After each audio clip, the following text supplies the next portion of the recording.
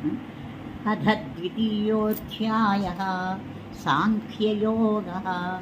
सञ्जय उवाच तं तथा कृपयाविष्टम् अश्रुपूर्णाकुलेक्षणम् विषीदन्तमिदं वाक्यम् उवाच मधुसूदनः। श्रीभगवानुवाच कुतस्त्वा कश्मलमिदं विषमे समुपस्थितम् अनार्यजुष्टमस्वर्ग्यम् अकीर्तिकरमर्जुन। क्लैप्यं मास्मगमः पार्थ नैतत्त्वय्युपपद्यते। क्षुद्रं हृदयदौर्बल्यं त्यक्त्वोत्तिष्ठ परन्तप।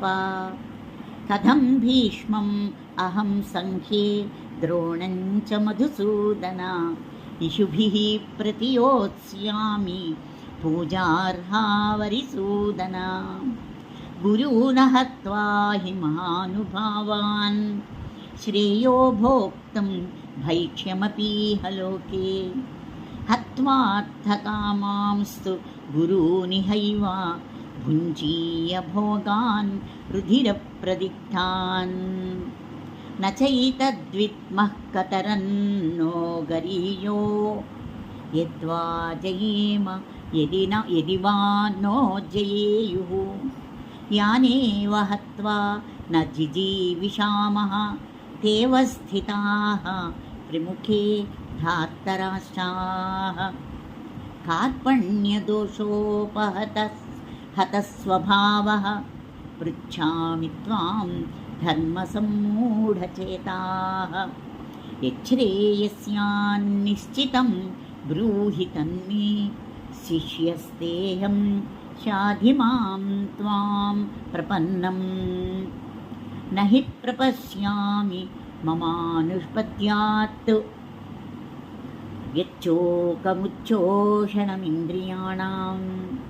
अवाप्य भूमावसपत्तनमृद्धं राज्यं सुराणामपि चाधिपत्यम्।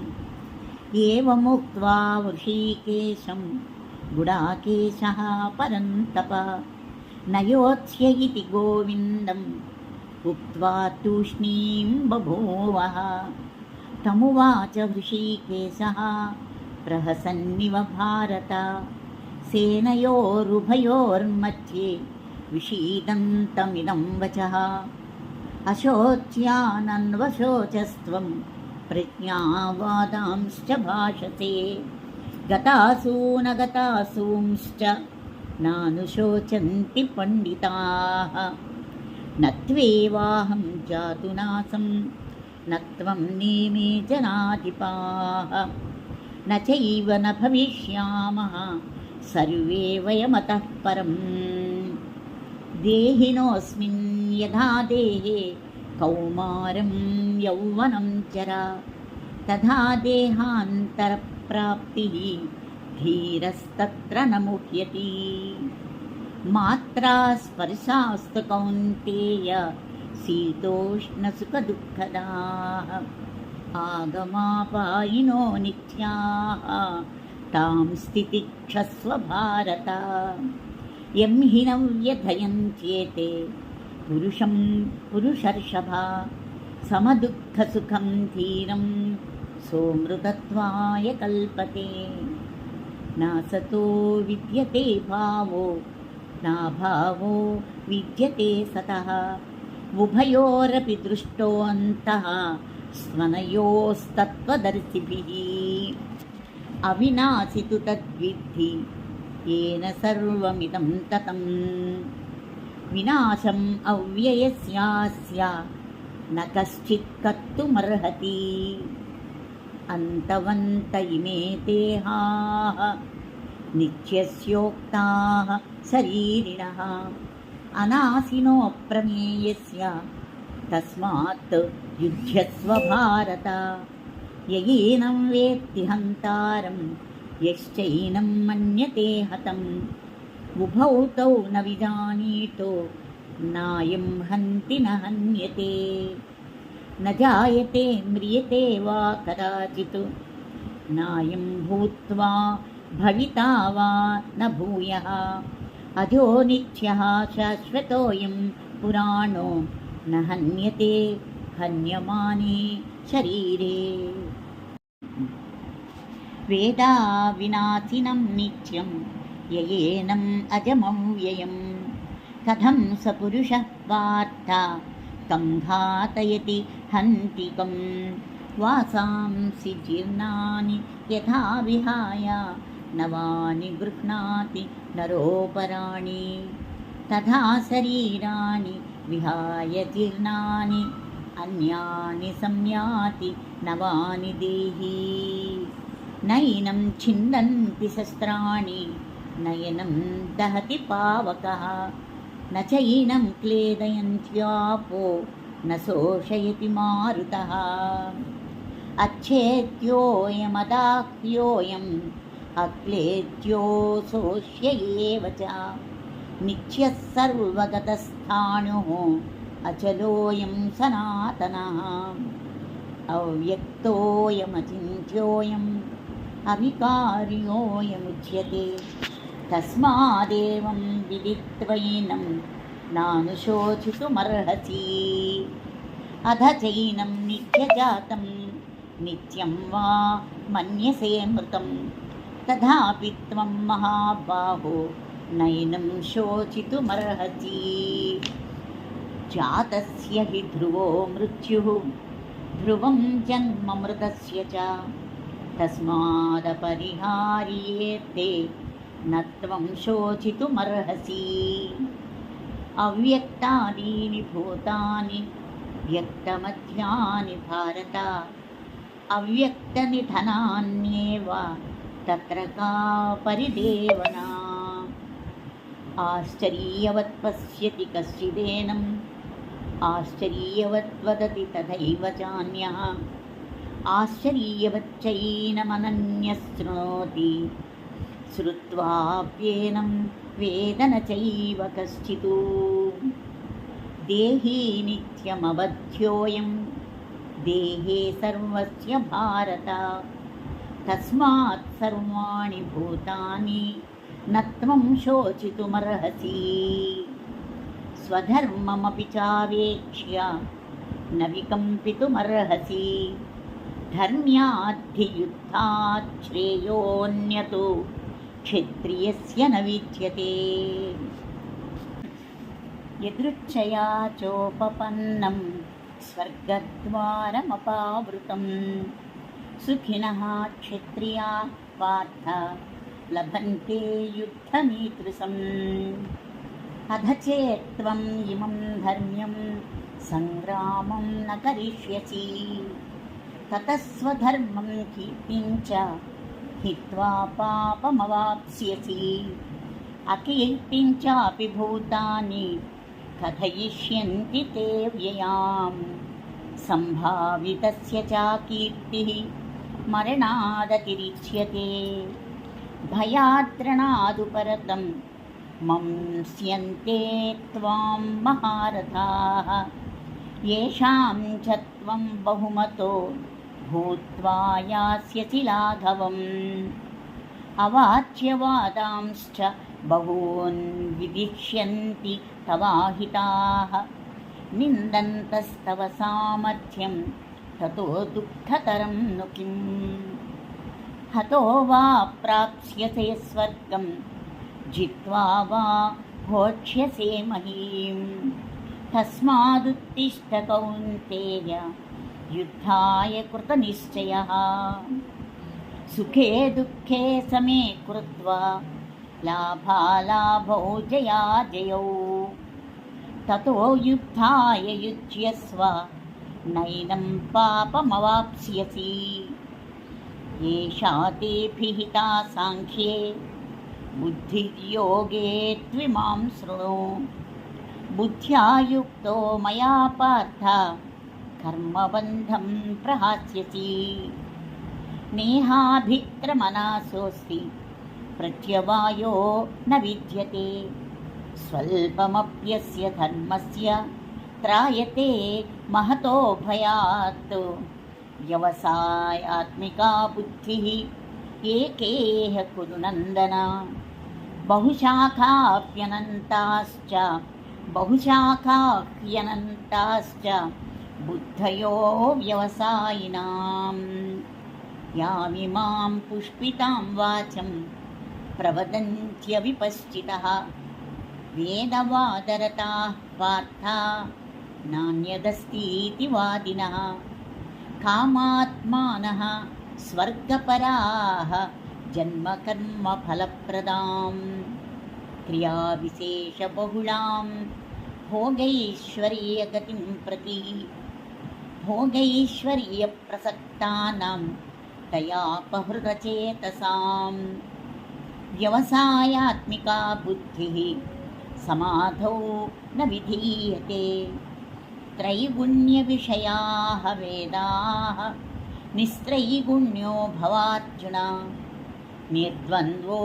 नित्यसत्त्वस्थो निर्योगक्षेम आत्मवान् यावानर्थः उदपानि सर्वतः सम्प्लुतोदके तावान् सर्वेषु वेदेषु ब्राह्मणस्य विजानतः कर्मण्येवाधिकारस्ते मा फलेषु कदाचन मा कर्मफलहेतुर्भूः मा ते सङ्गोऽस्त्वकर्मणि योगस्थः कुरु कर्माणि सङ्गं त्यक्त्वा धनञ्जय सिद्ध्यसिद्धोः समो भूत्वा समत्वं योग उच्यते दूरेण ह्यवरं कर्म बुद्धियोगात् धनञ्जय बुद्धौ शरणमन्विच्छ कुर्वणाः फलहेतवः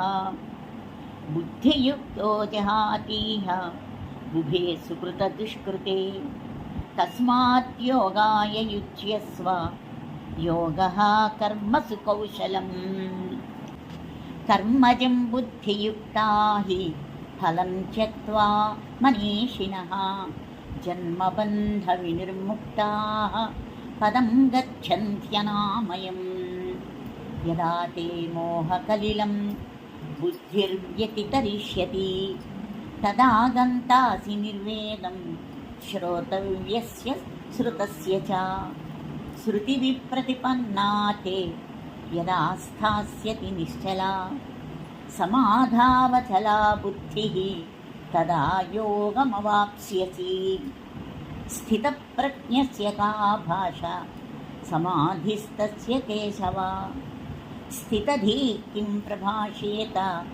किमासीत व्रजेत किम् प्रजहाति यदा कामान् सर्वान् पार्थमनोगतान् आत्मन्येवात्मना तुष्टः स्थितप्रज्ञस्तदोच्यते दुःखेष्वनुद्विग्नमनाः सुखेषु विगतस्पृहः वीतरागभयक्रोधः स्थितधीः मुनिरुच्यते यः सर्वत्रानभिस्नेहः तत्तत्प्राप्य शुभाशुभम् नाभिनन्दति न द्वेष्टि तस्य प्रज्ञा प्रतिष्ठिता यदा संहरते चायं कूर्मोऽङ्गानीव सर्वशः इन्द्रियाणीन्द्रियार्थेभ्यः तस्य प्रज्ञा प्रतिष्ठिता विषया विनिवर्तन्ते निराहारस्य देहिनः रसवर्ज्यं रसोऽप्यस्य परं दृष्ट्वा निवर्तते यतो वा यततो ह्यपि कौन्तेय पुरुषस्य विपश्चितः इन्द्रियाणि प्रमादीनि हरन्ति प्रसभं मनः तानि सर्वाणि संयम्य युक्त आसीत मत्परः वशे हि यस्येन्द्रियाणि तस्य प्रज्ञा प्रतिष्ठिता ध्यायतो विषयान् पुंसः सङ्गस्तेषूपजायते सङ्गात् सञ्जायते कामः कामात् क्रोधोऽभिजायते क्रोधात् भवति सम्मोहः सम्मोहात् स्मृतिविभ्रमः स्मृतिभ्रंशात् बुद्धिनाशः बुद्धिनाशात् प्रणश्यति रागद्वेषवियुक्तैस्तु विषयानिन्द्रियैश्चरन् आत्तवस्यैर्विधेयात्मा प्रसादमधिगच्छति प्रसादे सर्वदुःखानां हानिरस्योपजायते प्रसन्नचेतसो ह्याशु बुद्धिः पर्यवतिष्ठति नास्ति बुद्धिरयुक्तस्य न चायुक्तस्य भावना न चाभावयतः शान्तिः अशान्तस्य कुतः सुखम् इन्द्रियाणां हि चरतां यन्मनोनुविधीयते तदस्य हरति प्रज्ञां वायुर्नावमिवाम्भसि तस्मात् यस्य महाबाहो निगृहीतानि सर्वशः इन्द्रियाणीन्द्रियार्थेभ्यः तस्य प्रज्ञा प्रतिष्ठिता या निशा सर्वभूतानां तस्यां जागर्ति संयमी यस्यां जागृतिभूतानि सा निशा पश्यतो मुनीः आपूर्यमाणम् अचलप्रतिष्ठं समुद्रमापः प्रविशन्ति यद्वत् तद्वत्कामायं प्रविशन्ति सर्वे स शान्तिमाप्नोति न कामकामी विहाय कामान् यः सर्वान् पुमांश्चरति निःस्पृहः निर्ममो निरहङ्कारः स शान्तिम् अधिगच्छति येषा ब्राह्मी स्थितिः पार्थ नैनां प्राप्य विमुह्यति स्थित्वा स्यामन्तकालेऽपि ब्रह्मनिर्वाणमुच्यते ॐ तत्सदिति श्रीमद्भगवद्गीतासु उपनिषत्सु ब्रह्मविद्यायां योगशास्त्रे श्रीकृष्णार्जुनसंवादे सांख्ययोगो नाम द्वितीयोऽध्यायः।